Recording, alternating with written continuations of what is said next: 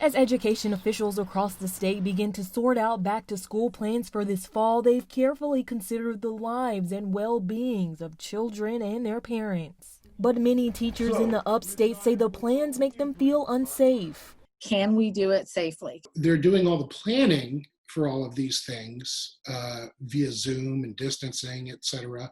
They're not coming together to plan, but they're just going to throw us all in and hope for the best. David West is a high school teacher in Lexington District 1, and he's a father who suffered from lifelong asthma. I'm genuinely vulnerable to not just a negative experience, but actual death. I'm in one of the highest risk categories for an adverse experience with this virus.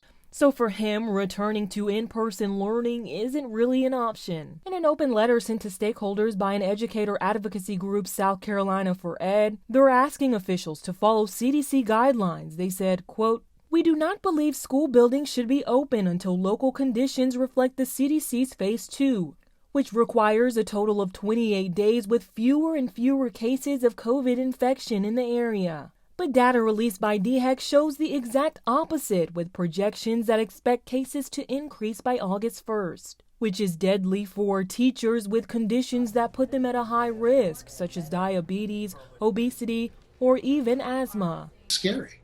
And I'm not the only person like that. Children live with grandparents. Children live in all kinds with, siblings and other family members who have special needs. There are all kinds of circumstances out there with vulnerable people in the homes. So it's not only a dilemma for me as an educator, but as a parent, I don't want to send my children back. In a survey conducted by South Carolina for Ed, 7,672 teachers responded, and 4,935 teachers say they have one or more conditions that put them at risk. There are students who have cancer and who have juvenile diabetes, and they also are students who have different diseases like Down syndrome and different types of birth defects. I do know a lot of teachers who have other conditions, or their spouses or their children have medical conditions, and they are very, very concerned. But teachers are pleading with officials to consider their well-being along with their families and the risk associated with in-person learning.